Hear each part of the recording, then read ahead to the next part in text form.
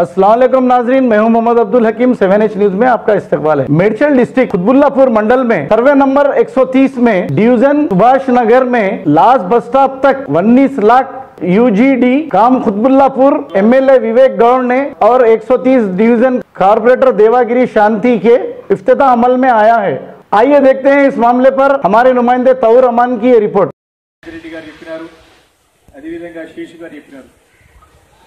చాలా స్పష్టంగా ఏం జరిగినాయో పనులు అంకెలతో పాటు చెప్పినారు. ఎన్ని కోట్ల రూపాయల పనులు అయినాయో మనకి చెప్పినారు. మనకు కూడా కళ్ళ కట్టినట్టు కనపడుతుంది కూడా. అయితే ఇదంతా కూడా మనం చూస్తూ ఉన్నాం.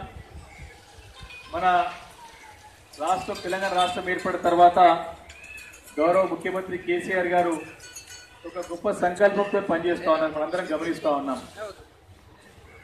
మన రాష్ట్రము వచ్చిన తర్వాత మనకు ప్రధానమైన సమస్య అందరికీ కూడా కరెంట్ సమస్య ఉండే. ఎప్పుడు కరెంట్ ఉంటుందో తెలియదు, ఎప్పుడు కరెంట్ పోతుందో తెలియదు. కరెంటు 4 గంటలు కోతలు ఉండే అప్పుడు. మరి కరెంట్ సమస్య చాలా తీవ్రంగా ఉంది.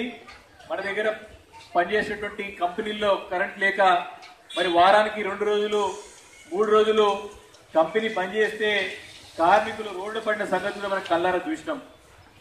అలాంటి పరిస్థితి నుంచి ఈరోజు కరెంట్ సమస్యను అధిగమించేసి యావత్ భారతదేశంలోనే వ్యవసాయానికి 24 గంటలు ఉచిత విద్యుత్ ఇస్తున్నటువంటి రాష్ట్రం ఏదైతుందంటే అది మన రాష్ట్రం తెలంగాణ రాష్ట్రం అని చెప్పి సందర్భం మనం చేస్తా ఉన్నాం.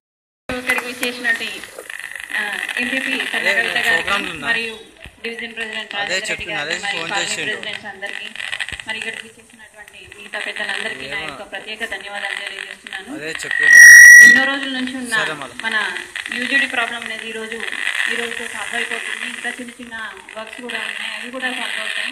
ఎంతో ఓపికతోటి మీరు మమ్మల్ని అందరినీ నమ్మి మాకు అండదండగా ఉన్నందుకు మీ అందరికీ కృతజ్ఞతలు తెలియజేసుకుంటున్నాను. ఇంకా సుభాష్ నగర్ ఇంకా ముందుకు తీసుకెళ్ళాలి, ఇంకా అభివృద్ధి చేసుకోవాలి.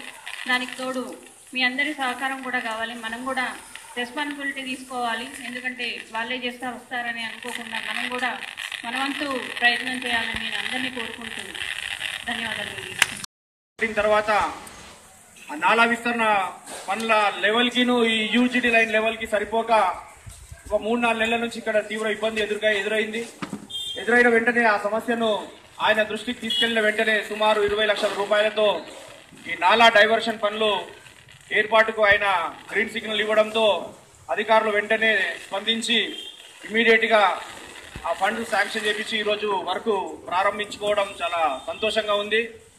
అలాగే శ్మశాన వాటికకు కూడా 1,64 లక్షల రూపాయలు మనకు శాంక్షన్ అయి ఉంది. 1,74 లక్షల రూపాయలు హిందూ శ్మశాన వాటిక అభివృద్ధికి కోసమని శాంక్షన్ అయి ఉంది. ఆ పనులు కూడా త్వరలోనే మనం ప్రారంభించుకుందాం. అదే కాకుండా అన్నగారు కూడా చెప్తే బాగుంటుంది కాబట్టి నేను కూడా అన్ని చెప్తే బాగుండదు. ఎన్నో రకాల కార్యక్రమాలు ఇప్పుడు ఈ 40 ఫీట్ రోడ్